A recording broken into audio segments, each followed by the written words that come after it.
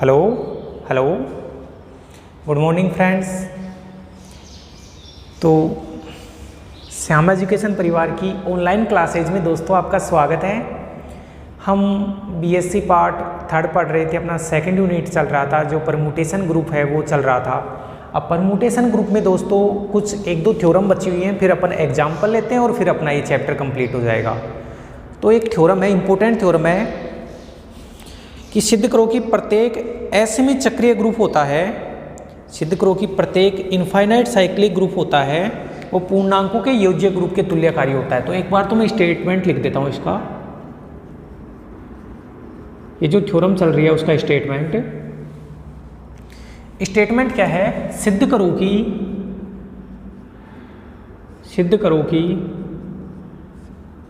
कि प्रत्येक अपरिमित या असीमित, एक ही बात है, इनफाइनाइट, कि प्रत्येक अपरिमित चक्रीय ग्रुप,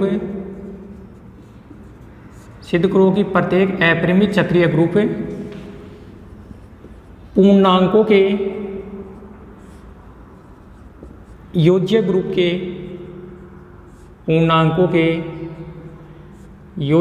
के तुल्यकारी होता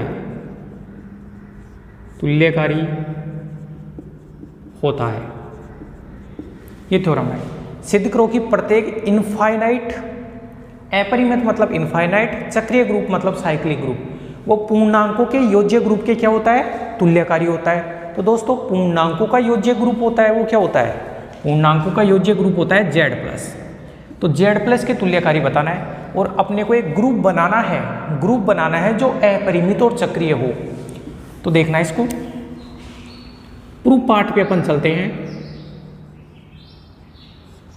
तो मान लेते हैं कि माना कि कैपिटल G एक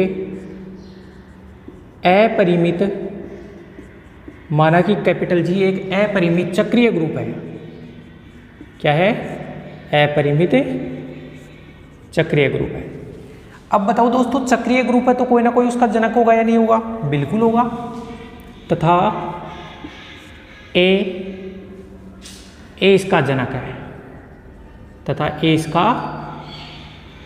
है, मान लो कि कैपिटल G है वो एक अपरिमित चक्रीय ग्रुप है और ए इसका जनक है। अब चक्रीय ग्रुप में क्या होता है? चक्रीय ग्रुप में उस ग्रुप के प्रत्येक एलिमेंटों को एक ही पूर्णांक धातु के रूप में लिखा जा सकता है। तब कैपिटल G के प्रत्येक अवयव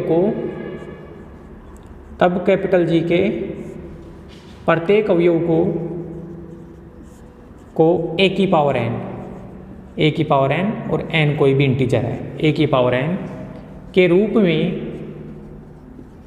में व्यक्त किया जा सकता है,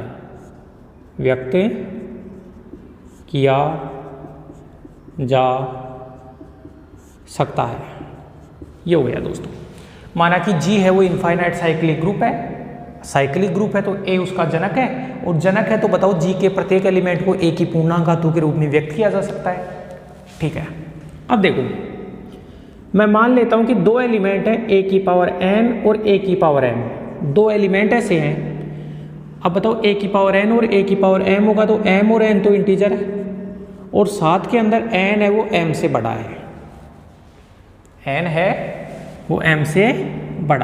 तो जैसे n m से बड़ा है तो n का मान मान लो 50 और m का मान मान लो 40। तो कहने का मतलब a की पावर 50 बराबर a की पावर 40 मान लिया। ये भाई n का मान 50 मान लो और m का मान 40, m और n इंटीजर है तो ये बता दिया। फिर मैं बताऊंगा कि ये जो मान है वो असत्य है, ये लास्ट में असत्य निकल के आ जाएगा। और वैसे भी दिख रहा है आधार समान होता है तो घातें समान होती हैं। क्या बताओ, आधार तो समान है, घातें समान है क्या? घातें समान नहीं है। तो मैं ये मान लेता हूँ एक बार विरोधाभास से। अब देखो दोस्तों, ये माना तो दोनों तरफ आप a की पावर -m से ऑपरेशन करवा दो, a की पावर -m से ऑपरेशन करवा दिया, और जो ग्रुप माना है उसमें स्टार संक्रिया माना है तो स्टार लगा दिया। इस चीज़ को मैं लिख सकता हूँ a की पावर n-m बराबर a की पावर m-m a की पावर 0 बना, ये बना ए की पावर n माइनस एम बराबर आइडेंटिटी। अगर किसी भी एलिमेंट की पावर 0 हो जाता है तो वो आइडेंटिटी होता है। तो बताओ यहाँ से ऑर्डर ऑफ ए कितना बना, ऑर्डर ऑफ ए बना less than equal to n minus m. अब देखो दोस्तों n और m तो इंटीजर हैं, तो बताओ n माइनस एम क्या आएगा, n minus m finite number आएगा। n माइनस एम है वो क्या है कि फाइनाइट नंबर है। अब ए को क्या माना था, ग्रुप का जनक माना था, ए को ग्रुप का जनक माना था। तो बताओ चक्रीय ग्रुप में तो जो जनक का ऑर्डर होता है वही ग्रुप के ऑर्डर के बराबर होता है। तो ऑर्डर ऑफ ए फाइनाइट आ गया, तो ऑर्डर ऑफ जी भी बताओ क्या हो गया, ऑर्डर ऑफ जी भी क्या आ गया अपना finite number. Order of a finite आया तो ऑर्डर ऑफ जी भी फाइनाइट आ गया। क्यों? क्योंकि ए का जितना ऑर्डर होता है उतना ही तो ऑर्डर अपना ग्रुप का होता है ना चक्रीय ग्रुप में। और ये तो गलत रिजल्ट निकल के आ गया, क्योंकि अपन ने तो दोस्तों जो जी था उसको क्या माना था, अपन ने तो जी को इनफाइनाइट साइक्लिक ग्रुप माना था, तो ये गलत रिजल्ट आ गया। तो मैं बोल दूंगा जो कि असत्य है, जो कि असत्य है। असत्य है इसका मतलब असत्य क्यों निकल के आया, असत्य दोस्तों तब निकल के आया जब मैंने a की पावर n को किसके बराबर माना था, a की पावर m के बराबर माना था और n ग्रेटर देन m माना था। अर्थात मैं बोल दूंगा कि a की पावर n का मान a की पावर m के तभी बराबर होता है, तभी बराबर होता है वहन n का मान किसके बराबर हो, m के बराबर। तो देखो यहाँ पे तो मैंने माना था कि a की पावर n का मान a की पावर m के बराबर कब है, जब n ग्रेटर देन m है, और ये यहाँ से गलत निकल के आ गया, गलत निकल के आ गया। तो मैं ये बोल सकता हूँ कि जब n बराबर m होगा तभी a की पावर m बराबर a की पावर n होगा, राइट। अब देखो आगे, अब दोस्तों मैं क्या करूँगा कि एक ग्रुप G बनाने की कोशिश करूँगा। तो नाउ अब आप एक ग्रुप G बनाओ, अब ग्रुप G बनाओ और G के एलिमेंट कैसे बनाने हैं आपको, a की पावर 0, a की पावर 1, a की पावर 2, a की पावर 3 ऐसे बढ़ रहे हैं। इधर a की पावर -1, a की पावर -2 और ऐसे डॉट डॉट कर दो। तो आपने ये G ग्रुप बना लिया। देखो a की पावर 0 का मान आइडेंटिटी हो जाएगा, a की पावर 1, a की पावर 2, a की पावर 3, a की पावर -1, a की पावर -2, ये आपने एक ग्रुप G बना लिया, ठीक है। और संक्रिया इसके अंदर स्टार थी। एंड पूर्णांकों का ग्रुप, पूर्णांकों का योज्य ग्रुप लेना है z प्लस, और बताओ z क्या होते हैं, इंटीजर्स, इंटीजर होते हैं 0, 1, 2, 3, 4, और नेगेटिव में चले तो -1, -2, तो ये बन गया, ये बना पूर्णांकों का योज्य ग्रुप। तो हमें क्या सिद्ध करना है, then we have to show, तब हमें क्या सिद्ध करना है दोस्तों, हमें ये सिद्ध करना है कि ये है जो इनफाइनाइट साइक्लिक ग्रुप है। देखो आप भाई इसमें एलिमेंटों की संख्या इनफाइनाइट है, प्रत्येक एलिमेंट एक ही सहायता से बनता है, तो चक्रीय ग्रुप है। तो then we have to show, हमें ये सिद्ध करना है कि जो G है, जो इनफाइनाइट साइक्लिक ग्रुप है, वो पूर्णांकों के योज्य ग्रुप है, Z के क्या होता है, तुल्यकारी होता है। ये सिद्ध करना है अपने को कि इनफाइनाइट साइक्लिक ग्रुप है वो पूर्णांकों के योज्य ग्रुप के तुल्यकारी होता है। और दोस्तों जब भी अपन तुल्यकारिता सिद्ध करते हैं तो अपने को क्या, कम से कम एक अपने को मैपिंग माननी होती है, एक प्रतिचित्रण मानना होता है G से G' के अंदर। तो मान लेते हैं कि F कोई प्रतिचित्रण है G से Z में, F कोई प्रतिचित्रण है और किस प्रकार परिभाषित है, F।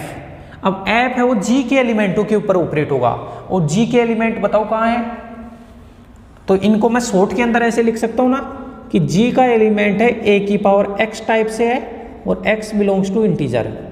देखो आप x को चेंज करते जाओ, यहाँ x को चेंज करते जाओगे तो ये सारे के सारे एलिमेंट आएंगे। z x है वो इंटीजर है, x की जगह 1 रखा तो ये बन गया, x की जगह 2 रखा तो ये बन गया। तो ये सारे एलिमेंटों को a की पावर x के रूप में लिख दिया, और जहाँ पे x जो एलिमेंट है दोस्तों वो क्या है, अपना इंटीजर है। तो f है वो G के एलिमेंटों के ऊपर ऑपरेट हो रहा है, और G के एलिमेंट है वो a की पावर x टाइप से है। तो f ऑफ a की पावर x बराबर, बताओ f a की पावर x के ऊपर ऑपरेट होगा तो एलिमेंट देगा वो किसका देगा, z का एलिमेंट देगा, और z के अंदर एलिमेंट ये, तो ये हो गया इंटीजर है, और इंटीजर अपन ने x को इंटीजर माना है, तो f a की पावर x बराबर x, और फॉर ऑल a की power x belongs to G। ठीक है, ये प्रतिचित्रण अपन ने परिभाषित कर दिया। अब ये प्रतिचित्रण अपन ने परिभाषित कर दिया, तो इस प्रतिचित्रण को एककी भी बताना है, आच्छादक भी बताना है और समाकारी भी बताना है। और जब आप एककी, आच्छादक और समाकारी तीनों बता दोगे तो ये तुल्यकारी हो जाएगा। तो सबसे पहले तो अपन बताते हैं एककी। सबसे पहले अपन बताते हैं एककी, और एककी क्या होता है 1 1। एककी में दोस्तों क्या करते हैं, मैंने बहुत सारे ऐसे क्वेश्चन बता दिए, अब तो कम से कम आपको आ जाना चाहिए कि एककी में क्या करते हैं, इमेज सेम लेके चलते हैं और एलिमेंट अपने को सेम बताना पड़ता है। तो मान लेते हैं कि लेट ए की पावर एक्स,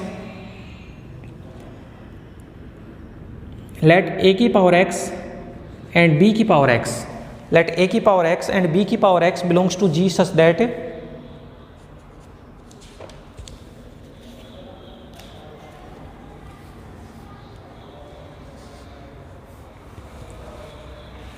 तो इसके दो एलिमेंट ले लेते हैं, लेट ए की पावर एक्स एंड बी की power x belongs to G such that f a की पावर एक्स बराबर लिख दिया एफ बी की पावर एक्स। मतलब ए की पावर एक्स और बी की पावर एक्स की इमेज को सेम ले लिया, इमेज सेम ले लिया तो एलिमेंट सेम बताना है। अब देखो एफ ए की पावर एक्स किस प्रकार से परिभाषित है, एक्स। अरे भाई एफ ए की पावर एक्स पे अप्लाई करोगे तो पूर्णांक देगा, और एक्स, और यहाँ से देख लो एक्स पूर्णांक है, तो एफ ए की पावर एक्स को लिख दिया एक्स, और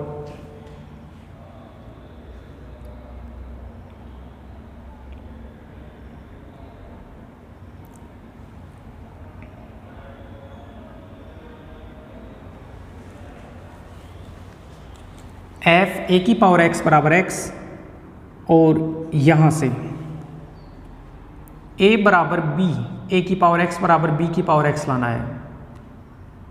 तो बी की पावर एक्स ने मान के बी की पावर वाई टाइप मानते हैं, क्योंकि देखो जी में तो एलिमेंट है वो सारे ए की पावर में है। तो ये दोबारा देखो दोस्तों, आप एक एलिमेंट ए की पावर एक्स मान लो और दूसरा एलिमेंट ए की पावर वाई मान लो। ये दो एलिमेंट किसके माने हैं अपन ने, जी के। देखो जी के अंदर एलिमेंट है, उनमें चेंज तो केवल ऊपर घात ही तो हो रही है, बेस तो सारों में ए है, तो बेस ए मान लिया। ये दोनों एलिमेंट हैं जी के, और ये एलिमेंट कैसे हैं कि एफ ए की पावर एक्स बराबर एफ ए की पावर वाई।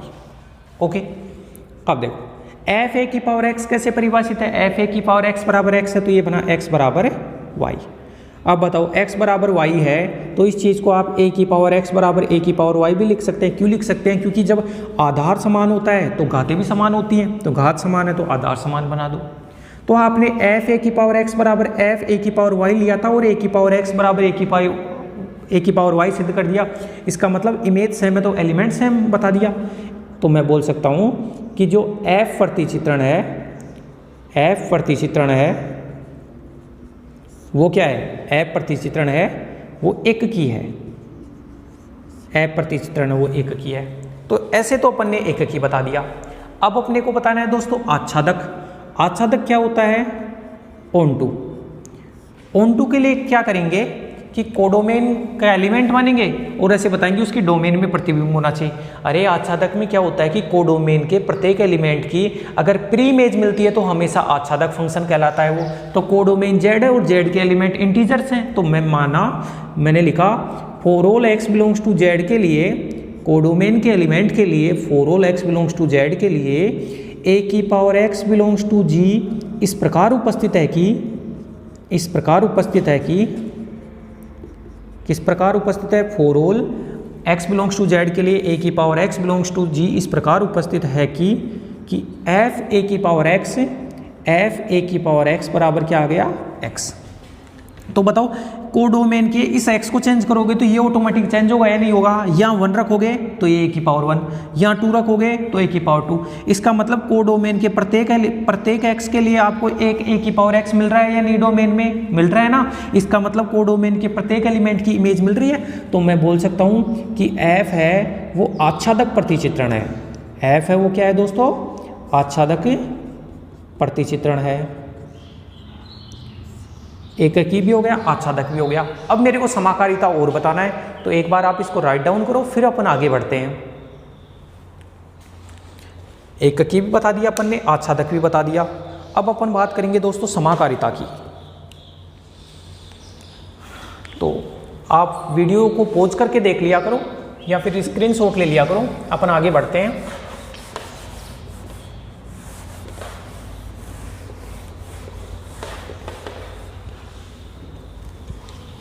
1 1 ऑन 2 हो गया। और जो तीसरी चीज़ अपने को बतानी है वो अपने को बताना है होमोमोर्फिज्म। तीसरा बताना है होमोमोर्फिज्म, जिसको बोला जाता है समाकारिता। समाकारिता के लिए क्या करेंगे, समाकारिता जब भी बताते हैं तब डोमेन के 2 एलिमेंट लेने पड़ेंगे। तो समाकारिता में देखो एक बार, तो मैं लिखता हूं लेट a की पावर x एंड a की पावर y, लेट a की पावर x एंड a की power y belongs to G such that f a की पावर x इंटू a की पावर y। ठीक है, आपने क्योंकि इस जो G है ना, इसमें तो डॉट संक्रिया माननी है, इसमें डॉट संक्रिया माननी है, और पूर्णांकों का योज्य ग्रुप है तो इसमें प्लस संक्रिया माननी है। तो f a की पावर x डॉट a की पावर y। बताओ इस चीज़ को मैं ये लिख सकता हूँ या नहीं, f a की पावर x प्लस y। आधार समान होता है तो बातें जुड़ जाती हैं। और f a की पावर x बराबर x परिभाषित है, तो f a की पावर x प्लस y बराबर क्या हो गया, x प्लस y। और x को मैं क्या लिख सकता हूँ, x को मैं लिख सकता हूँ f a की पावर x, और बीच में प्लस का चिन्ह ऐसे कैसे, और y को लिख सकता हूँ f a की पावर y। यहाँ से देखो x को तो f a की पावर x और y को f a की पावर y, ये लिख दिया। तो बताओ यहाँ पे ये तो डोमेन का ऑपरेशन था, और ये कोडोमेन अपन ने क्या लिया है, कोडोमेन अपन ने दोस्तों लिया है z। तो बताओ z के अंदर पूर्णांकों का योज्य ग्रुप था, तो ये प्लस संक्रिया आई या नहीं आई, और f है वो a की पावर x और a की पावर y दोनों के साथ अलग अलग भी हो गया, और बीच के अंदर जो ऑपरेशन आ गया वो कोडोमेन का ऑपरेशन भी आ गया। इसका मतलब दोस्तों ये निकला कि जो f ऑपरेशन है वो क्या हो गया, होमोमोर्फिज्म भी हो गया। तो मैं बोल सकता हूं कि अतः स्पष्ट है कि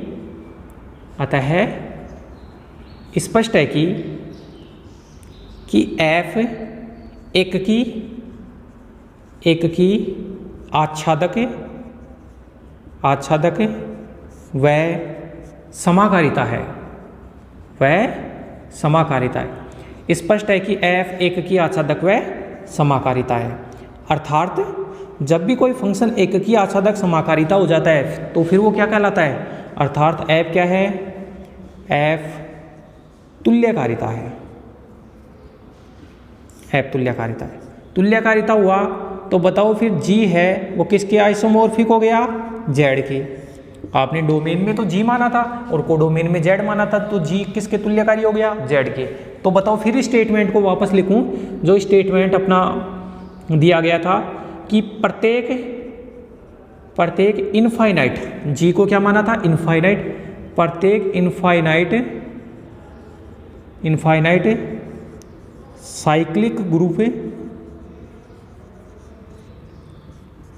Z प्लस के पूर्णांकों के योज्य ग्रुप के आइसोमॉर्फिक होता है कि प्रत्येक जो इनफाइनाइट साइक्लिक ग्रुप है वो पूर्णांकों के योज्य ग्रुप Z प्लस के क्या होता है, आइसोमॉर्फिक होता है। तो दोस्तों ये अपनी थ्योरम थी और बहुत ही आसान थ्योरम थी जो अपन ने की है। चलो आप इसको राइट डाउन करो, फिर अपन आगे बढ़ते हैं।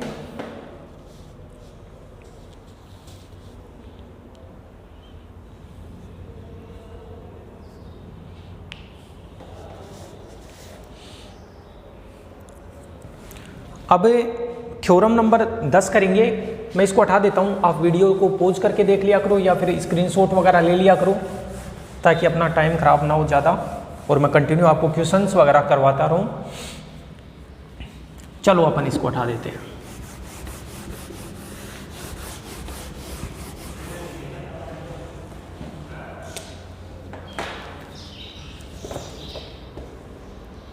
दोस्तों एक थ्योरम है, थ्योरम नंबर 10 के नाम से अपने दी हुई है।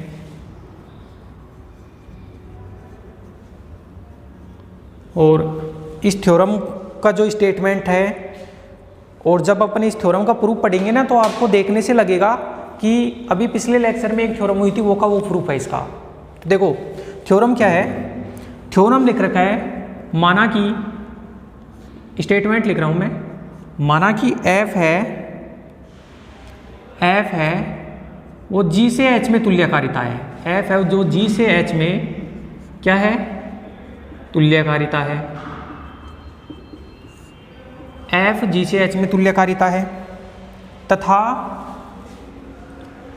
तथा जो G है वो H से K में तुल्यकारिता है, H से K में तुल्यकारिता है कि F तो है वो G से H में तुल्यकारिता है और G है वो H से K में तुल्यकारिता है।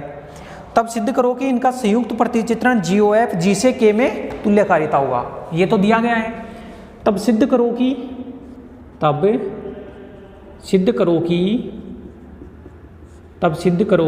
इनका संयुक्त प्रतिचित्रण है, इनका संयुक्त प्रतिचित्रण है। तब सिद्ध करो कि इनका संयुक्त प्रतिचित्रण, और संयुक्त प्रतिचित्रण बताओ F और G के संयुक्त प्रतिचित्रण को क्या कहा जाता है? GOF। और GOF परिभाषित कहाँ से होगा भाई? ये G से H में, ये H से K में, तो GOF होगा G से K में। तब सिद्ध करो कि इनका संयुक्त प्रतिचित्रण GOF G से K में क्या होगा? K में तुल्यकारिता होगा,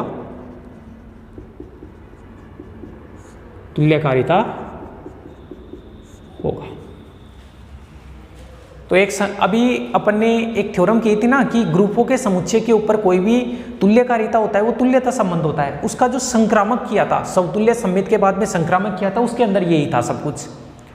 तो यहाँ पे दोबारा से थ्योरम बन के आ गई तो फिर से रिपीट कर देते हैं। अब थ्योरम का स्टेटमेंट दोस्तों क्या है कि 3 अपने पास ग्रुप हैं, एक तो है G, एक है H और एक ग्रुप है वो है K। 3 तो अपने पास ग्रुप है। अपने को बताया गया है कि F जो है वो G से H में एक तुल्यकारिता है और जो G है वो H से K में तुल्यकारिता है। तो अपने को ये सिद्ध करना है कि F और G का जो संयुक्त प्रतिचित्रण होगा GOF, जो संयुक्त प्रतिचित्रण होगा GOF वो G से K में क्या होगा? एक तुल्यकारिता होगा। तो तुल्यकारिता होगा तो इसके प्रूफ पार्ट पे अगर अपन चले तो दोस्तों इसके प्रूफ पार्ट में अपन ये लिख सकते हैं, तो देखना आप एक बार भाई, जो दिया गया है वो लिख देते हैं। दिया गया है कि F G से H व G H से K में क्या है? दोनों की दोनों तुल्यकारिता है,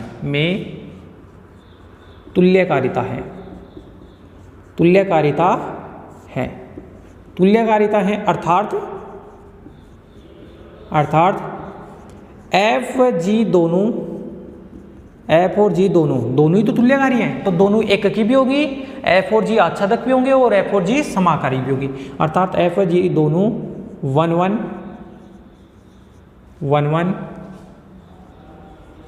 onto और होमोमोर्फिज्म है। F और G दोनों 1 भी है, दोनों onto भी है और दोनों होमोमोर्फिज्म भी है। ये हो गया।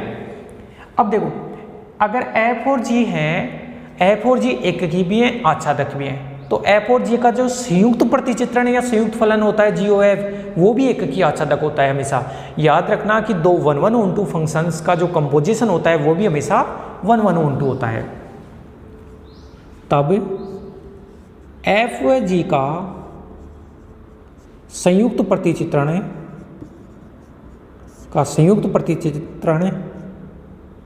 कंपोजिशन है, तब F व G का संयुक्त प्रतिचित्रण GOF भी क्या होता है? 1 onto होता है। तब F और G का संयुक्त प्रतिचित्रण भी 1 onto होता है। ओके, और GOF परिभाषित होगा अगर अपने को F G से H में और G H से K में दिया है तो GOF जो परिभाषित होगा वो किससे होगा? G से K में परिभाषित होगा। GOF G से K में परिभाषित है, 1 भी है और onto भी है। तो GOF को बताओ, G को K के तुल्यकारी मेरे को बताना है, तो जो GOF प्रतिचित्रण है 1 onto तो बता दिया, समाकारी और बता दूं। तो एक बार इसको इतना उतारो फिर अपन आगे बढ़ते हैं दोस्तों।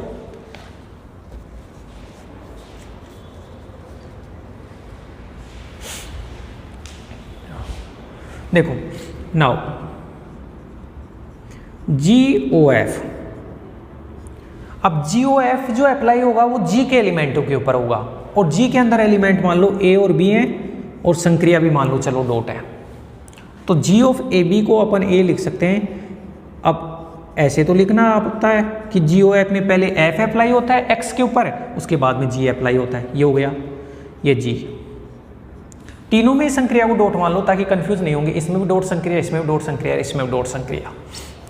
अब F है वो G से H के अंदर बताओ क्या है, समाकारिता है या नहीं है F, और F समाकारिता है तो इन दोनों को अलग अलग भी कर सकता हूँ, F है और F भी, और रीजन लिख दूंगा चूंकि F क्या है, F is a homomorphism, F is a homomorphism. तो बताओ अगर होमोमोर्फिज्म ना होता तो ऐसे अलग अलग कर सकते थे ना, अलग अलग कर सकते थे क्या, तब तो पॉसिबल ही नहीं था। लेकिन F है वो भी होमोमोर्फिज्म है और G भी होमोमोर्फिज्म है, तो दोनों अलग अलग कर दिया।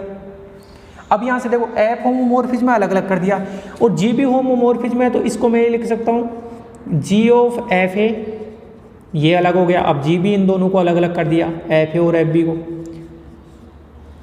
तो G ऑफ F और G ऑफ F भी बन गया दोस्तों। ठीक है, अब मैं इसको लिख सकता हूँ G O F A B बराबर, और ये कैसे लिख दिया आपने, इनको अलग अलग कैसे लिख दिया, ये इसलिए लिखा क्योंकि G is a homomorphism, homomorphism. अगर होमोमोर्फिज्म है तो G को भी अलग अलग कर दिया। अब बताओ इसका ये, इसको एक बार रिपीट कर देता हूँ, ये बना G ऑफ F A और ये बना G ऑफ F B। अब G ऑफ F A को क्या लिख सकता हूँ, G O F of A, G O F of A, और ये बन गया G O F of A और G O F of B।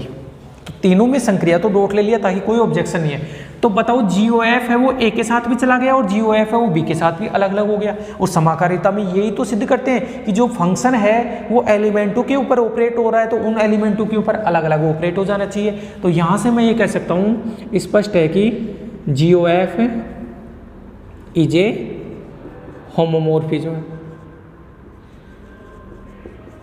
GOF हो गया वो होमोमोर्फिज्म हो गया। और GOF को आपने 1 1 on 2 पहले बता दिया था और होमोमोर्फिज्म यहाँ से बता दिया। इसका मतलब GOF is a isomorphism, isomorphism. भाई समाकारिता हो गया, और समाकारिता में जब एककी और आच्छादक और जुड़ जाता है तो तुल्यकारिता हो गया, और GOF तुल्यकारिता हो गया। बस यही तो बताना था। तब इनका संयुक्त प्रतिचित्रण GOF है वो G से K के अंदर, परिभाषित देख लो G से K के अंदर तुल्यकारिता है, तो तुल्यकारिता हो गया।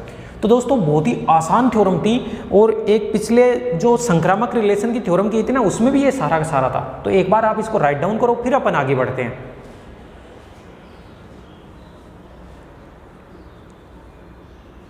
ओके,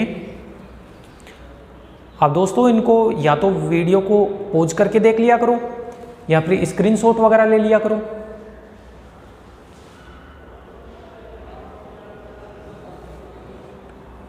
चीजें बहुत आसान है ये।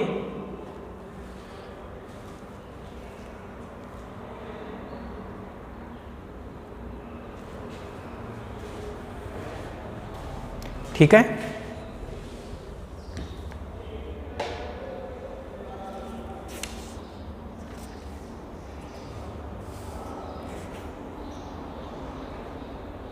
थ्योरम नंबर 11 है वो काम का नहीं है, स्वाकारिता वाला है। अगर आप देखना चाहो तो देख लेना।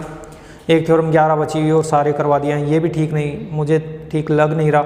इसमें क्या है कि ऑटोमोर्फिज्म का, बहुत सारे ऑटोमोर्फिज्म का एक ग्रुप है जी। अच्छा, ऑटोमोर्फिज्म का एक सेट है, उस सेट को ग्रुप बताना है, और ग्रुप बताने के लिए 4 चीज़ें आपको बतानी है। आपको क्लोजर बताना पड़ेगा, आपको एसोसिएटिव बताना पड़ेगा, आपको आइडेंटिटी बताना पड़ेगा, आपको इन्वर्स बताना पड़ेगा। तो आप कर सकते हो, इससे बुक से देख लेना आप, बहुत आसान है। 11वीं करो तो कर लेना, छोड़ो तो छोड़ देना, कोई खास बात नहीं है। या फिर करवा दूं, क्या पता यही आ जाए, क्योंकि इतनी सारी कर ली हैं तो एक को क्यों छोड़े। चलो इसको भी कर लेते हैं दोस्तों, फिर अपनी थ्योरम तो कंप्लीट हो जाएंगी। यहाँ से 18 हूँ मैं इसको, फिर एक बार आप वीडियो को रोक के स्क्रीनशॉट वगैरह ले लो ताकि फिर अपन आगे चलें।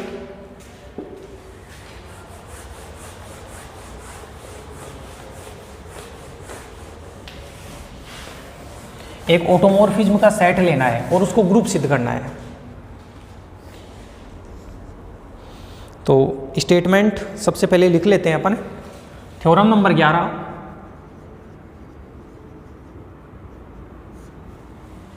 थ्योरम नंबर 11 है, उसमें क्या लिख रखा है कि किसी ग्रुप जी में सभी स्वाकारी फंक्शन का समुच्चय ए जी, किसी ग्रुप जी में,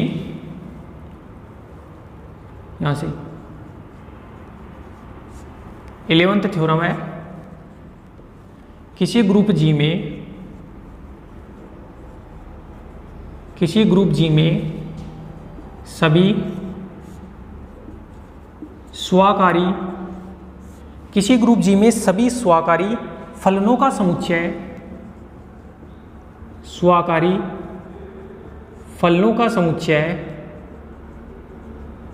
समुच्चय ए जी, सभी स्वाकारी फलनों का समुच्चय ए जी फलन गुणन संक्रिया के लिए एक ग्रुप होता है। फलन गुणन संक्रिया, फलन गुणन संक्रिया के लिए, फलन गुणन संक्रिया के लिए एक ग्रुप होता है। फलन गुणन संक्रिया के लिए एक ग्रुप होता है, एक ग्रुप होता है। तो क्या कहना चाहता है दोस्तों कि अपने को दिया गया है कि ग्रुप जी है, ग्रुप जी में सभी स्वाकारी फलनों का समुच्चय ले लिया, कि ग्रुप जी के ऊपर जितने भी ऑटोमॉर्फिज्म परिभाषित है ना, उनका एक सेट बना लिया और उस सेट को ग्रुप सिद्ध करना है। तो प्रूफ पार्ट पे चलिए अपन। तो ये मान लेते हैं अपन कि लेट ऑटोमॉर्फिज्म का सेट, भाई ग्रुप जी के ऊपर देखो, जैसे ग्रुप जी है, ग्रुप जी के ऊपर तत्समक परिभाषित करते हैं तो आई जी लिख देते हैं, और ग्रुप जी के ऊपर ऑटोमॉर्फिज्म परिभाषित कर रहे हैं तो उसको ए जी लिख दो। तो ए जी के अंदर कुछ फंक्शंस हैं एफ, ए जी के अंदर कुछ फंक्शंस हैं एफ, और ये सारे के सारे जो फंक्शन है वो क्या है, स्वाकारी फंक्शन है। वेयर जहां एफ इज ए ऑटोमॉर्फिज्म है, ऑटोमॉर्फिज्म, एफ है वो स्वाकारिता है। सारे के सारे किसी ग्रुप जी के ऊपर परिभाषित होने वाली सारी की सारी स्वाकारिताओं का एक समुच्चय बना लिया और उस समुच्चय को ए जी नाम दे दिया। और हमें ए जी को बताओ क्या सिद्ध करना है, हमें ए जी को ग्रुप सिद्ध करना है। तो लिख देता हूं, we have to show that a G is a group. हमें यह सिद्ध करना है कि जो ए जी है वो एक ग्रुप है। अब दोस्तों आप ग्रुप के अंदर संक्रिया मान लो कि स्टार संक्रिया है, तो ए जी के अंदर तो आपको पता है संयुक्त फलन संक्रिया होगी, ओ संक्रिया होगी। संवर्तता नियम लगाएंगे अपन, संवर्तता नियम में दो ए जी के एलिमेंट मानेंगे, उनको संयुक्त करके वापस ए जी का ही एलिमेंट आना चाहिए। तो ये लिख लेता हूं मैं यहां से कि ए जी हो गया, ए जी के अंदर एफ आ रहा है तो एफ ऑटोमॉर्फिज्म होगी। हमें सिद्ध करना है कि ए जी क्या है, एक ग्रुप है। अब माना ग्रुप जी में संक्रिया,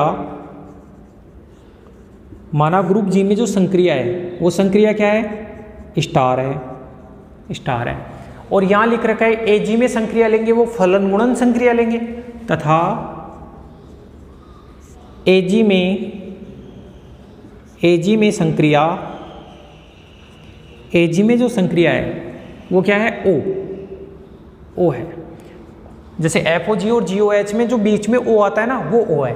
उस बीच वाले ओ को बोला जाता है संयुक्त फलन संक्रिया। क्या बोला जाता है, संयुक्त फलन संक्रिया। अब ए जी को ग्रुप सिद्ध करना है। बताओ किसी भी सेट को ग्रुप सिद्ध करने के लिए क्या करते हैं, 4 प्रॉपर्टी सिद्ध करते हैं। तो पहली प्रॉपर्टी है वो है दोस्तों क्लोजर प्रॉपर्टी। पहली प्रॉपर्टी है वो क्या है, क्लोजर प्रॉपर्टी। क्लोजर प्रॉपर्टी बोले तो संवर्तता नियम, क्लोजर प्रॉपर्टी। क्लोजर प्रॉपर्टी कैसे सिद्ध करते हैं कि जिस भी सेट के अंदर ऑपरेशन को क्लोजर सिद्ध करना है, उस सेट के 2 एलिमेंट उठाओ और उनको एलिमेंटों को आपस में ऑपरेट करो, और आपस में ऑपरेट करने के बाद में भी जो एलिमेंट बने वो वापस उसी सेट का बने। अगर वापस उसी सेट का एलिमेंट बन जाता है तब क्लोजर हो जाता है, वरना फिर क्लोजर नहीं होगा। तो देखो दोस्तों, अब ए जी को अपने को ए जी सेट है उसमें ये ओ ऑपरेशन है, संयुक्त फलन ऑपरेशन है, उसको क्लोजर बताना है। तो मैं मान लेता हूँ लेट एफ और जी ये दो एलिमेंट हैं ए जी के, एफ और जी दो एलिमेंट हैं ए जी के। अब बताओ ए जी का तो जो भी एलिमेंट होता है वो क्या होता है कि ऑटोमॉर्फिज्म होता है। तो एफ और जी दो एलिमेंट है ए जी के, तब एफ व जी क्या हो गई, एफ व जी स्वाकारिता हो गई, एफ व जी स्वाकारिता है। स्वाकारिता है इसका मतलब क्या है, अब ये लिखने की जरूरत है नहीं कि एक की आच्छादक और, चलो लिख देते हैं एफ और जी स्वाकारिता है, अर्थात अरे भाई ए जी के तो प्रत्येक एलिमेंट स्वाकारिता है। अब आपने ए जी के दो एलिमेंट एफ और जी उठा लिया तो एफ और जी स्वाकारिता है, अर्थात एफ व जी, अर्थात एफ व जी एककी भी है, आच्छादक भी है, वह समाकारिता भी है। तो एफ और जी आपने दो स्वाकारिता ली थी, तो एफ और जी एककी भी हो गया, आच्छादक भी हो गया और समाकारिता भी हो गया। एफ व जी का संयुक्त फलन है, एफ व जी का संयुक्त फलन, संयुक्त फलन क्या, जीओएफ, जीओएफ। याद रखना दोस्तों, जब ये बहुत बार अपन ने कर लिया है कि एफ और जी जब एककी आच्छादक होते हैं तो बताओ इनका संयुक्त फलन भी क्या होता है, वो भी एककी आच्छादक होता है। तब एफ व जी का संयुक्त फलन जीओएफ भी क्या होगा, जीओएफ भी एककी आच्छादक होगा, एककी आच्छादक होगा, जीओएफ भी एककी आच्छादक होगा। चलो आप एफ को स्वाकार, एफ और जी दो ए जी के एलिमेंट लिए। अब ए जी के एलिमेंट स्वाकारिता है, सारी की सारी ए जी में ऑटोमॉर्फिज्म है। ऑटोमॉर्फिज्म क्या होता है, 1-1-1-2 और होमोमॉर्फिज्म होता है। अब एफ और जी दोनों 1-1-1-2 हैं तो इनका कंपोजिशन जो होगा जीओएफ होगा, वो भी 1-1-1-2 होगा, जीओएफ 1-1-1-2 हो गया। अब जीओएफ को आप और बता दो क्या, समाकारिता और बता दो। समाकारिता बताने के लिए फॉर ऑल दो एलिमेंट ले लिए ए एंड बी, दो एलिमेंट किसके ले लिए, ग्रुप के लिए। देन जीओएफ, जीओएफ है वो ग्रुप के एलिमेंट के ऊपर ऑपरेट होगा, क्योंकि एफ है वो भी ग्रुप जी की समाकारिता है, जी भी ग्रुप जी की समाकारिता है, तो जीओएफ है वो ग्रुप जी के ऊपर ऑपरेट होगा। अब ग्रुप जी के एलिमेंट ए और बी हैं और ग्रुप जी में ऑपरेशन है वो स्टार है, इसका मतलब जीओएफ ए स्टार बी के ऊपर ऑपरेट होगा। तो बताओ इस चीज़ को मैं ये लिख सकता हूँ या नहीं कि जी एफ ए स्टार बी, ठीक है। अब देखो एफ है वो ऑटोमॉर्फिज्म है, ऑटोमॉर्फिज्म है मतलब समाकारिता है, समाकारिता है तो इस चीज़ को मैं ये लिख सकता हूँ या नहीं, समाकारिता है तो एफ ए एफ बी अलग अलग हो गया और सामने रीजन लिख दूंगा, क्योंकि F is a homomorphism, F homomorphism अलग अलग हो गया। अब जी भी होमोमॉर्फिज्म है, आपको पता है आपने एफ और जी दो स्वाकारिता मानी है, स्वाकारिता मानी है मतलब समाकारिता है, समाकारिता है तो ये इसको भी अलग अलग कर दो, जी ऑफ एफ ए और जी ऑफ एफ बी, सामने सेम रीजन कि जी इज ए होमोमॉर्फिज्म, जी भी होमोमॉर्फिज्म है।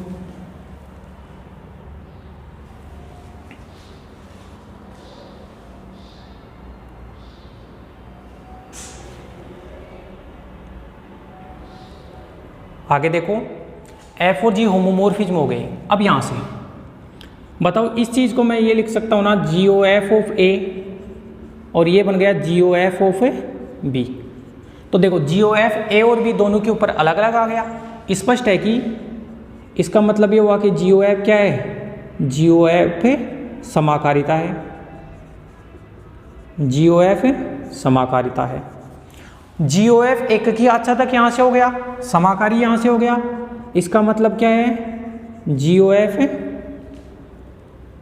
तुल्यकारिता है,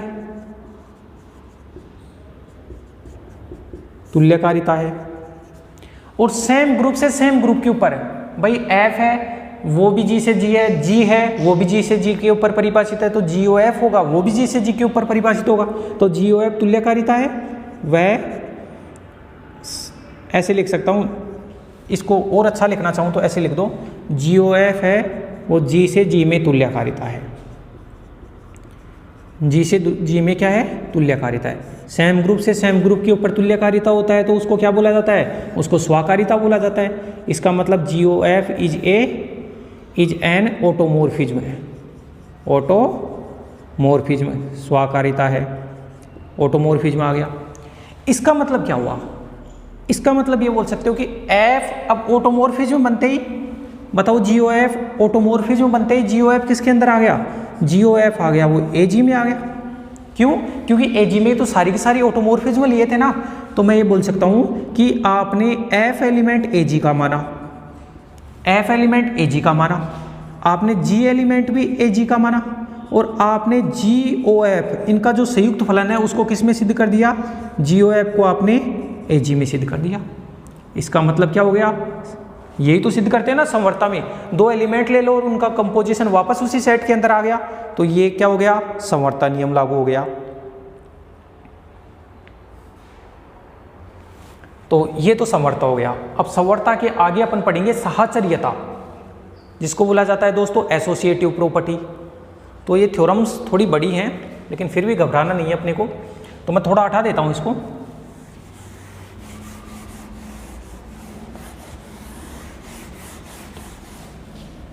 इसको भी हटा देता हूं। चलो, क्लोजर प्रॉपर्टी तो हो गया। दूसरा अपन बताते हैं associative property.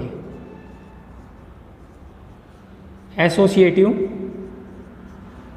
Property, associative property को बोला जाता है साहचर्यता। क्या बोला जाता है, साहचर्यता। बताओ जब भी साहचर्य बताएंगे तो तीन एलिमेंटों की जरूरत होगी, और अपन तो AG सेट के बारे में बात कर रहे हैं, तो उसके तीन एलिमेंट उठाओ, लेट F G और H, तीन एलिमेंट उठाए AG के। इसका मतलब क्या हुआ, इसका मतलब ये हुआ कि F G और H वो तीनों की तीनों क्या है, अर्थात तीनों की तीनों स्वाकारिता हो गई ना, अर्थात F G व H समस्त तीनों की तीनों क्या है, स्वाकारिता है। अब दोस्तों स्वाकारिता तो बहुत ऊपर की बात हो गई, स्वाकारिता है तो इसका मतलब कि F है एककी आच्छादक समाकारिता हो गया, G है वो भी एककी आच्छादक समाकारिता हो गया, और H है वो भी एककी आच्छादक समाकारिता हो गया, और फलन तो बना ही बना, क्योंकि तीनों फलन तो है ही है। तो मैं बोल सकता हूँ इसका मतलब ये है कि F G H तीनों क्या है, 1 1 ऑन 2 और होमोमॉर्फिक एककी आच्छादक और समाकारिक फलन है। तीनों है वो एककी आच्छादक और समाकारिक फलन है। स्वाकारिता हो गया, एककी आच्छादक समाकारिता हो गया। अब फलन है, तो फलन है तो मैं ये लिख सकता हूं फलन सदैव, फलन हो गए ना तीनों, और फलन सदैव साहचर्यता नियम की पालना करते हैं। फलन सदैव साहचर्यता नियम की पालना करते हैं, फलन सदैव साहचर्यता नियम की पालना करते हैं। इसका मतलब ये हो गया कि FOG और OH कर रहे हो, FOG OH अगर आप निकालना चाहते हो तो फिर इस चीज़ को मैं ये बोल सकता हूँ FOG OH कर रहे हो तो FOGOH साहचर्यता हो गया ना। FOG बीच में, FOG के बीच में संयुक्त फलन संक्रिया होती है जिसको O से दर्शाते हैं, FOGOH बराबर FOGOH। फॉर ऑल FGH आपने किसके एलिमेंट माने, आपने माने AG के, क्योंकि AG में सारी की सारी ऑटोमॉर्फिज्म है। तो ये मैंने बता दिया, पहले तो मैंने बताया दोस्तों संवर्ता, उसके बाद में बताया साहचर्यता। अब बताना है तत्समक अवयव, तो इसको राइट डाउन करो। अब तत्समक अवयव में क्या है कि जो IG होता है, सेम ग्रुप से सेम ग्रुप के ऊपर जो तत्समक प्रतिचित्रण होता है वो एक स्वाकारिता होता है। अब स्वाकारिता है तो फिर अपन उसको आसानी से सिद्ध कर सकते हैं। तो यहां से क्या बोला मैंने, अच्छा एककी हो गया, समाकारिता हो गया, सॉरी एककी हो गया, क्या यार, समवर्ता हो गया, साहचर्यता हो गया, और तीसरा समवर्ता साहचर्यता, तीसरा है तत्समक अवयव का अस्तित्व है। तत्समक अवयव का अस्तित्व है, तत्समक अवयव का अस्तित्व है। तत्समक अवयव के अस्तित्व में दोस्तों अपन क्या लिखेंगे कि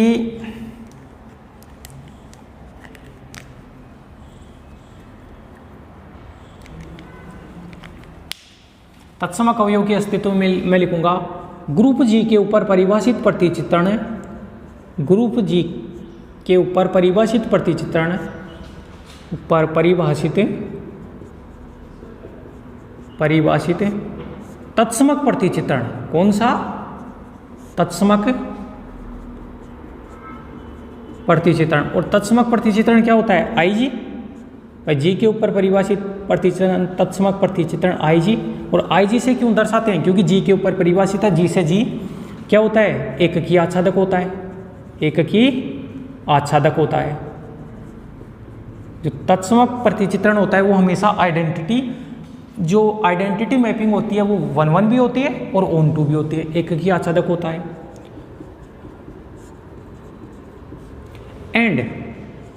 एंड दोस्तों आप जी के 2 एलिमेंट लो, for all a and b आप 2 एलिमेंट जी के दे रहे हो, देन आप आई जी को ऑपरेट करवा रहे हो ए स्टार बी के ऊपर, तो बताओ ये क्या देगा?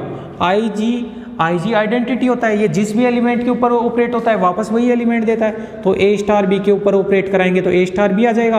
अब ए को मैं क्या लिख सकता हूँ? आई जी ऑफ ए, और बी को मैं क्या लिख सकता हूँ?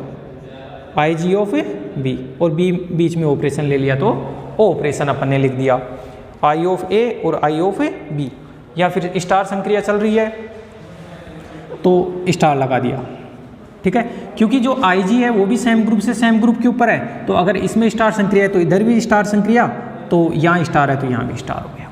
तो बताओ आई जी है वो ए और बी दोनों के साथ अलग अलग गया नहीं, या नहीं गया? बिल्कुल अलग अलग गया।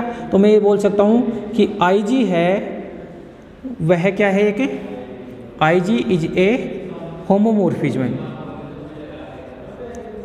आई जी है वो क्या है? होमोमोर्फिज्म। और दोस्तों आई जी को एककी आच्छादक मैंने पहले बता दिया, आई जी को पहले एककी आच्छादक यहाँ बता दिया और होमोमोर्फिज्म यहाँ बता दिया। 1 मिनट दोस्तों रुकना।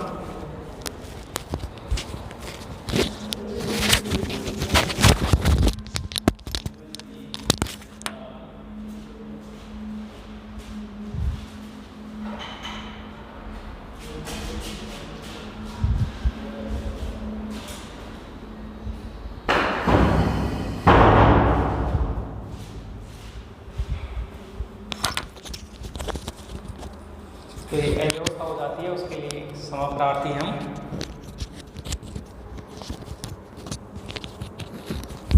हाँ ठीक है दोस्तों, तो यहाँ से ये हुआ कि आई जी है वो एककी आच्छादक तो पहले से था और आई जी को समाकारी बता दिया। तो बताओ एककी आच्छादक और समाकारिता मिलके क्या हो गया? तुल्यकारिता हो गया। और तुल्यकारिता हो गया तो मैं ये बोल सकता हूँ आई जी इज एन आइसोमोर्फिज्म है। तुल्यकारिता हो गया तो आइसोमोर्फिज्म हो गया। और बताओ आइसोमोर्फिज्म आई जी हुआ तो फिर ये आई जी किस में बिलोंग करेगा? आई जी किस में बिलोंग करेगा? आई जी बिलोंग करेगा, अच्छा एक चीज और देखो, आइसोमोर्फिज्म हो गया। अब आइसोमोर्फिज्म ए जी है वो सेम ग्रुप से सेम ग्रुप के ऊपर आइसोमोर्फिज्म है। यहाँ से तो होमोमोर्फिज्म, इस होमोमोर्फिज्म में ये जो जुड़ा तो आइसोमोर्फिज्म, और सेम ग्रुप से सेम ग्रुप के ऊपर आइसोमोर्फिज्म है तो आई जी इज एन ऑटोमोर्फिज्म। ऑटोमोर्फिज्म आई जी हो गया, वो ऑटोमोर्फिज्म भी हो गया, स्वाकारिता भी हो गया। और आपने स्वाकारिता का ग्रुप ए जी माना था तो आई जी किस में बिलोंग कर गया? आई जी बिलोंग कर गया ए जी के अंदर। ठीक है दोस्तों, तो अब ये बोल सकते हो इसलिए फॉर ऑल, जैसे F belongs to A G के लिए, इसलिए for all F belongs to A G के लिए आई जी बिलोंग्स टू ए जी इस प्रकार है कि कैसे है कि f को ig के साथ में ऑपरेट किया, f को ig के साथ में ऑपरेट किया तो बीच में ओ संक्रिया ले लिया, क्योंकि ig है वो भी अपना क्या है? ऑटोमोर्फिज्म, ये भी ऑटोमोर्फिज्म है। तो f को ig के साथ में ऑपरेट किया तो f आएगा और इसको IgOF लिख सकता हूँ। ठीक है, ये आ गया। तो बताओ फिर तत्समक अवयव का अस्तित्व हुआ या नहीं हुआ? और तत्समक अवयव जो बना वो बन गया IG। तत्समक अवयव जो बना वो बन गया IG। और IG को क्या बोलते हैं दोस्तों? जो IG होता है उसको ऑटोमॉर्फिज्म हो गया और आइडेंटिटी ऑटोमॉर्फिज्म बोला जाता है IG को। क्यों? क्योंकि देखो यहाँ से तत्समक प्रतिचित्रण IG लिया था और उस प्रतिचित्रण को मैंने ऑटोमॉर्फिज्म मैंने सिद्ध कर दिया। तो F तो प्रत्येक AG के एलिमेंट के लिए। अब बताओ तत्समक कैसे परिभाषित करते हैं? जब भी तत्समक परिभाषित करते हैं A स्टार E बराबर A बराबर E स्टार E तो परिभाषित करते हैं। तो for all A belongs to G के लिए IG बिलोंग्स टू AG इस प्रकार है कि FO IG बराबर F बराबर IG OF। ये आ गया। इसका मतलब क्या हो गया? इसका मतलब ये हो गया कि जो अपना ऑटोमॉर्फिज्म का जो अपने सेट लिया था, ऑटोमॉर्फिज्म का जो अपने सेट लिया था उस सेट को AG नाम दिया था, उस AG के अंदर तत्समक अवयव उपस्थित है और वो तत्समक अवयव उपस्थित है वो कौन सा उपस्थित है? IG उपस्थित है। ठीक है। अब अपन बात करते हैं कि प्रतिलोम अवयव का अस्तित्व है। अब प्रत्येक अवयव का भाई ग्रुप के लिए अपन ने समवर्ता बता दिया, साश्रय बता दिया, तत्समक बता दिया और अपन प्रतिलोम अवयव का अस्तित्व भी बताएंगे। और प्रतिलोम अवयव के अस्तित्व के लिए दोस्तों ऐसे बताएंगे कि प्रत्येक अवयव का इन्वर्स एग्जिस्ट करता है AG के अंदर। तो देखो इस चीज को कैसे समझेंगे, देखना। तो तीसरा तत्समक अवयव का अस्तित्व। तो थ्योरम्स जो है वो बड़ी बड़ी हैं ध्यान से, लेकिन बहुत आसान है। अगर एक बार समझ गए इनको ध्यान से तो फिर दोबारा अपने को कोई ज़रूरत नहीं है इनको पढ़ने की। एग्जाम में पढ़ेंगे तब भी अपना हो जाएगा। और ग्रुप सिद्ध करने के लिए 4 प्रॉपर्टी थी, 3 प्रॉपर्टी सिद्ध कर ली। चौथा है प्रतिलोम अवयव का, प्रतिलोम अवयव का अस्तित्व है। अब प्रतिलोम अवयव का अस्तित्व क्या है? देखो इसमें मैं ये बोल सकता हूं कि माना F कोई एलिमेंट है AG का, F AG का एलिमेंट ले रहा हूं। इसका मतलब क्या है? F is an automorphism. भाई AG के तो जो भी जितने भी एलिमेंट होते हैं सारे के सारे ऑटोमॉर्फिज्म होते हैं। तो F एलिमेंट AG का ले लिया तो F क्या है? ऑटोमॉर्फिज्म है। ऑटोमॉर्फिज्म है इसका मतलब क्या है? F एक की आच्छादक है। F है ऑटोमॉर्फिज्म है। भाई AG के अंदर तो ऑटोमॉर्फिज्म का सेट है तो F ऑटोमॉर्फिज्म लिया तो F एक की आच्छादक व समाकारिता है। एककी भी है, आच्छादक भी और समाकारिता है। ठीक है। अच्छा अब देखो इस एककी आच्छादक को काम में लेते हैं। F एककी आच्छादक है, एककी आच्छादक है, F एककी आच्छादक है। अतः F का जो इन्वर्स होगा, अतः F इन्वर्स का अस्तित्व होगा। याद रखना दोस्तों, इन्वर्स का किसी भी फंक्शन का इन्वर्स तभी एग्जिस्ट करता है। मैंने 1-2 लेक्चर पहले बताया था ये चीज़ आपको कि किसी भी फंक्शन का इन्वर्स तभी एग्जिस्ट करता है जब वो फंक्शन 1, 1, 1, 2 हो। तो F एककी आच्छादक है, अतः F इन्वर्स का अस्तित्व होगा, F इन्वर्स का अस्तित्व होगा तथा F इन्वर्स भी एककी आच्छादक होगा। F इन्वर्स का अस्तित्व होगा तथा F इन्वर्स भी एककी आच्छादक होगा।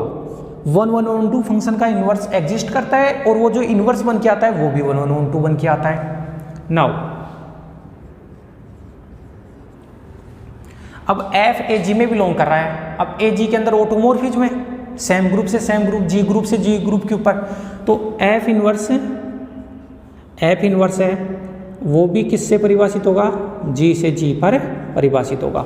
अरे F है वो G से G पर परिभाषित है और F ऑटोमॉर्फिज्म है तो F इन्वर्स भी G से G पर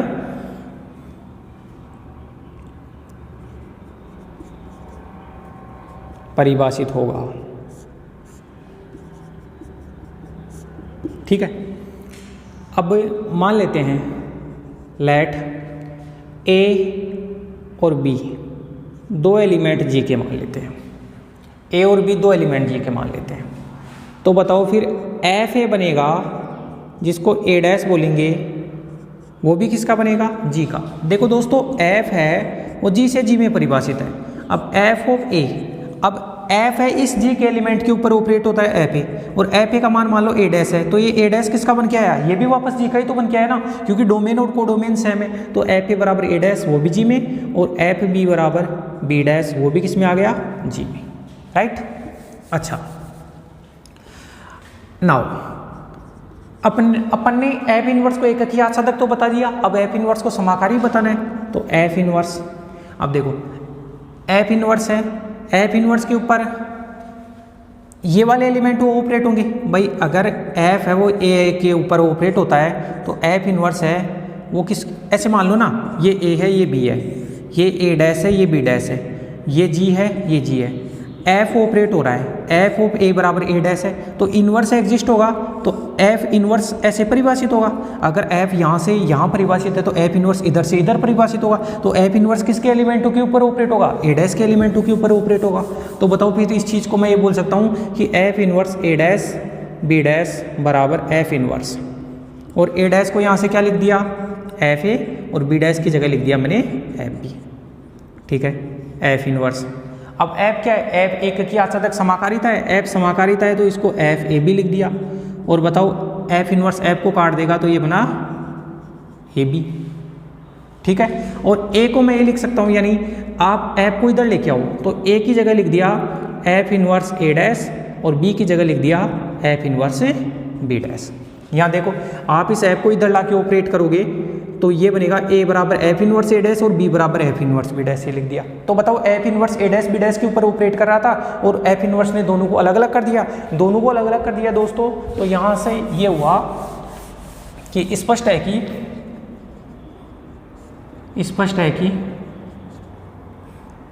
कि ए जी में, या फिर स्पष्ट है कि एफ इनवर्स भी क्या है, स्वाकारिता है। भाई एक की आच्छादक हो गया था और समाकारिता हो गया, और सेम ग्रुप से सेम ग्रुप के ऊपर एक की, सेम ग्रुप से सेम ग्रुप के ऊपर एक की आच्छादक और समाकारिता, ये तीनों मिलकर क्या बन गई, स्वाकारिता। एफ इनवर्स भी स्वाकारिता है, स्वाकारिता है। एफ इनवर्स भी स्वाकारिता है, तो बताओ फिर एफ इनवर्स भी किस में एग्जिस्ट कर गया, ए जी में, क्योंकि जो ए जी लिया था, ए जी मैंने लिया था वो तो क्या लिया था, सारी स्वाकारिताओं का सेट लिया था ए जी, इसलिए मैंने दोस्तों फॉर ऑल एफ एलिमेंट ए जी का लिया था। एफ एलिमेंट आपने ए जी का माना, यहाँ से एफ एलिमेंट ए जी माना, और आपने ये बता दिया कि एफ इनवर्स है वो भी किस में है, ए जी में है, एफ इनवर्स भी ए जी में। इसका मतलब ए जी के प्रत्येक एलिमेंट का प्रतिलोम भी ए जी में है। अतः ए जी संयुक्त फलन संक्रिया के लिए क्या बन गया, एक ग्रुप है। संयुक्त फलन संक्रिया के लिए अतः ए जी संयुक्त फलन संक्रिया के लिए एक ग्रुप है। ए जी है वो संयुक्त फलन संक्रिया के लिए दोस्तों क्या है, एक ग्रुप है। और अपने को ये सिद्ध करना था, ए जी को संयुक्त फलन संक्रिया के लिए ग्रुप सिद्ध करना था।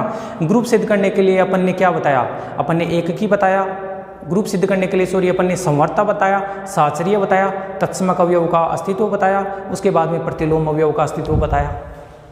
तो ये तो अपनी थ्योरम कंप्लीट हो गई है ग्रुप समाकारिता, और ये चैप्टर भी कंप्लीट ही मानो, बस इसमें 3-4 एग्जाम्पल जो इंपॉर्टेंट है वो और करने हैं मेरे को। तो एक एग्जाम्पल मैं बताता हूँ, एग्जाम्पल नंबर 2 है, उसके ऊपर डिस्कस करते हैं। मैं इनको हटा देता हूँ दोस्तों, आप वीडियो को स्क्रीनशॉट ले लिया करो या वीडियो को पॉज वगैरह करके देख लिया करो। अब अपन आगे चलते हैं। एक एग्जाम्पल नंबर 2 है,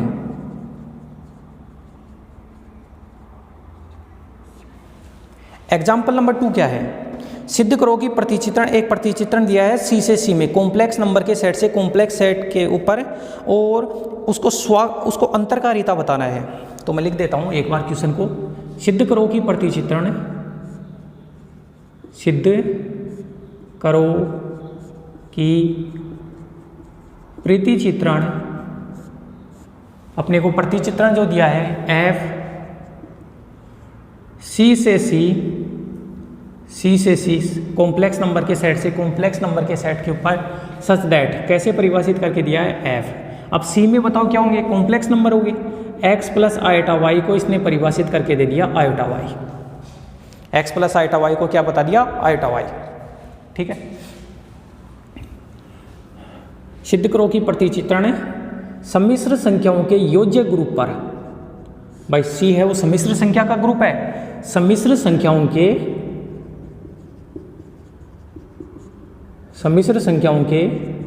योज्य ग्रुप पर सम्मिश्र संख्याओं के योज्य ग्रुप पर अंतरकारिता है। क्या है? अंतरकारिता है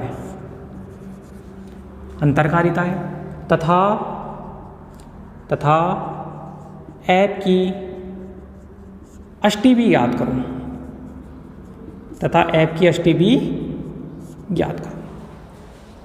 अच्छा, योज्य ग्रुप दे रखा है सम्मिश्र संख्याओं का, इसका मतलब इसके अंदर जो ऑपरेशन है वो C प्लस है।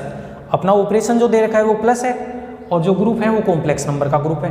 फंक्शन को परिभाषित करके दिया है कि अगर फंक्शन है वो कॉम्प्लेक्स नंबर के ऊपर अप्लाई होगा तो केवल इमेजिनरी पार्ट देगा। अंतरकारिता बताना है। अब अंतरकारिता की परिभाषा आपको पता होनी चाहिए कि सेम ग्रुप से सेम ग्रुप के ऊपर जो समाकारिता होता है वो अंतरकारिता कहलाता है, और ग्रुप तो सेम ग्रुप से सेम ग्रुप है। तो बताओ अंतरकारिता बताने के लिए अपने को क्या बताना पड़ेगा? अपने को समाकारिता सिद्ध करना पड़ेगा। तो दोस्तों इसके प्रूफ पार्ट पे अगर प्रूफ पार्ट पे अपन चले या फिर सॉल्यूशन पार्ट पे चले, तो सबसे पहले तो अपने को क्या दिया गया है वो लिख देते हैं। तो दिया गया है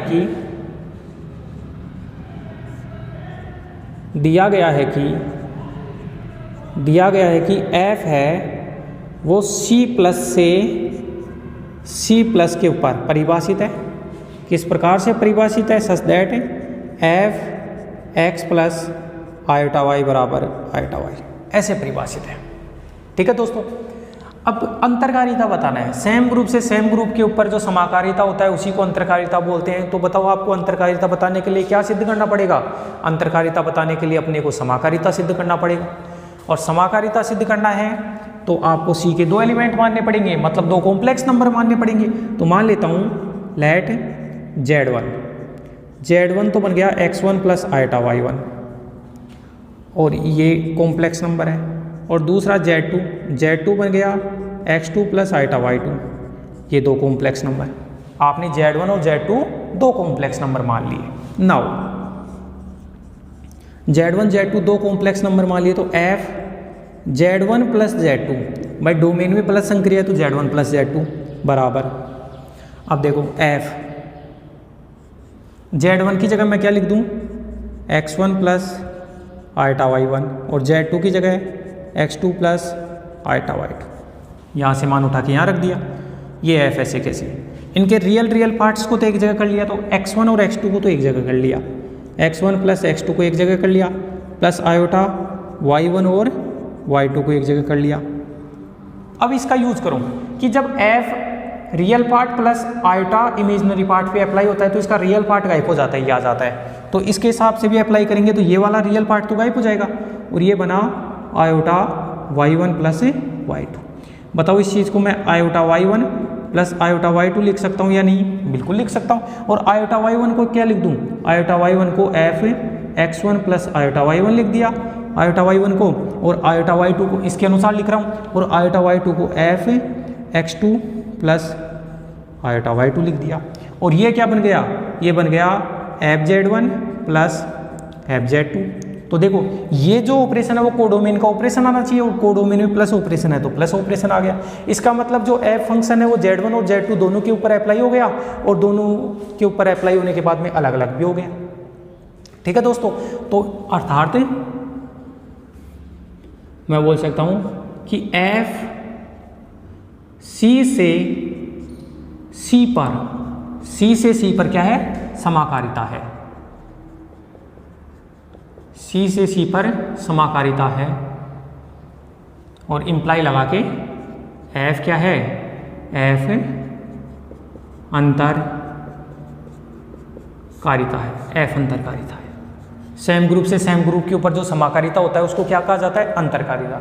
तो दोस्तों ये थ्योरम थी कि यहाँ तक तो मैंने बता दिया, और कर्नेल और निकालना है, अष्टी और निकाल लिए, अंतरकारिता सिद्ध कर दिया, कर्नेल और निकालना है। तो एक बार आप इसका स्क्रीनशॉट ले लो या वीडियो को पॉज वगैरह करके देख लो, फिर अपन अष्टी की बात करते हैं। ओके, तो अष्टी की बात करें तो इसको हटा दूं मैं? वरना हो नहीं पाएगा। चलो अष्टी की बात यहाँ, कर्नेल।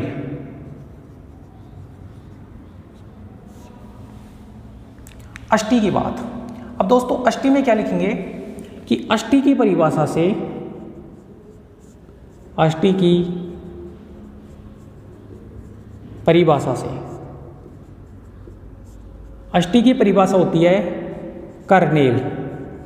कर्नेल में वो सारे के सारे कॉम्प्लेक्स नंबर आते हैं। अब बताओ, अष्टी की परिभाषा में डोमेन के एलिमेंट आएंगे और डोमेन क्या है? Complex number.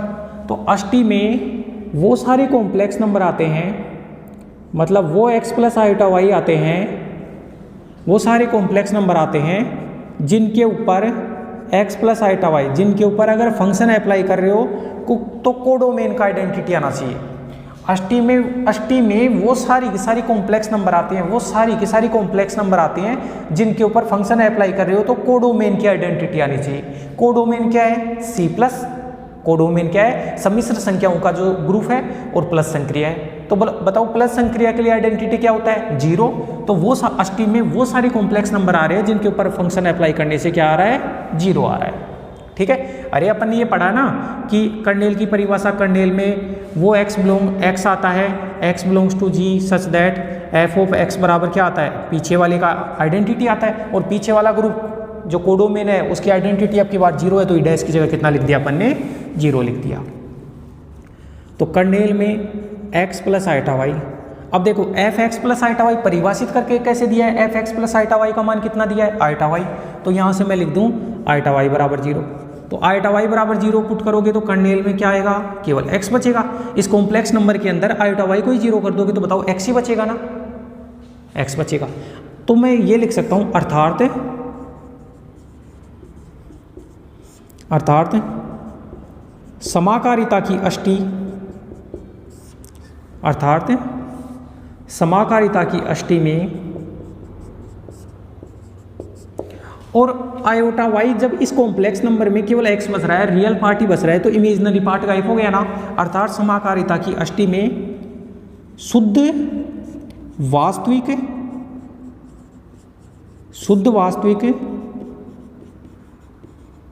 सम्मिश्र संख्याएं उपस्थित हैं। शुद्ध वास्तविक सम्मिश्र संख्याएं उपस्थित है। आयोटा वाई 0 हो गया। अब आयोटा तो 0 होता नहीं है तो y 0 हो गया। y 0 हो गया तो ये कॉम्प्लेक्स नंबर का इमेजिनरी पार्ट 0 हो गया, तो केवल रियल पार्ट बचा। और अगर किसी कॉम्प्लेक्स नंबर में केवल रियल पार्ट ही होता है, अगर किसी कॉम्प्लेक्स नंबर में केवल वास्तविक पार्ट होता है, इमेजिनरी पार्ट 0 होता है, तो बताओ उसको क्या बोलते हैं? शुद्ध वास्तविक सम्मिश्र संख्या। और किसी सम्मिश्र संख्या में मान लो वास्तविक पार्ट नहीं है, केवल काल्पनिक पार्ट है, तो उसको क्या बोलेंगे? उसको शुद्ध काल्पनिक सम्मिश्र संख्या बोलेंगे। तो इस वाले केस में देखो यहाँ आयोटा y 0 हो गया, मतलब y 0 हो गया, y 0 होने से ये खत्म हो गया, केवल x बचा।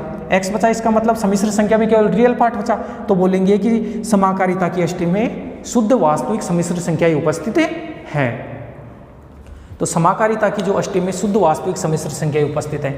तो दोस्तों ये मैंने थ्योरम्स वगैरह पूरी करवा दी हैं, एग्जाम्पल भी कर लिए हैं, मैंने दूसरा एग्जाम्पल करवा दिया है।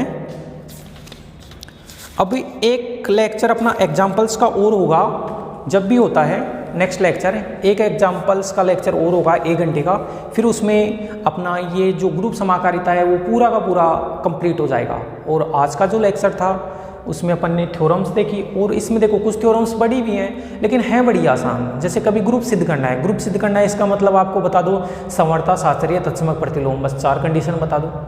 एक थ्योरम अपन ने ऐसी भी की थी जिसके अंदर तुल्यता संबंध बताना था। अब तुल्यता संबंध के लिए आपको पता होना चाहिए कि सौतुल्य, सम्मित और संक्रामक बताते हैं। जिस बच्चे को ये पता है तो वो आराम से कर लेगा। सौतुल्य में क्या बताते हैं? खुद का रिलेशन खुद से होना चाहिए। सम्मित में ये बताते हैं कि अगर जी का रिलेशन जी डैश के साथ में है तो जी डैश का रिलेशन भी जी के साथ में होना चाहिए।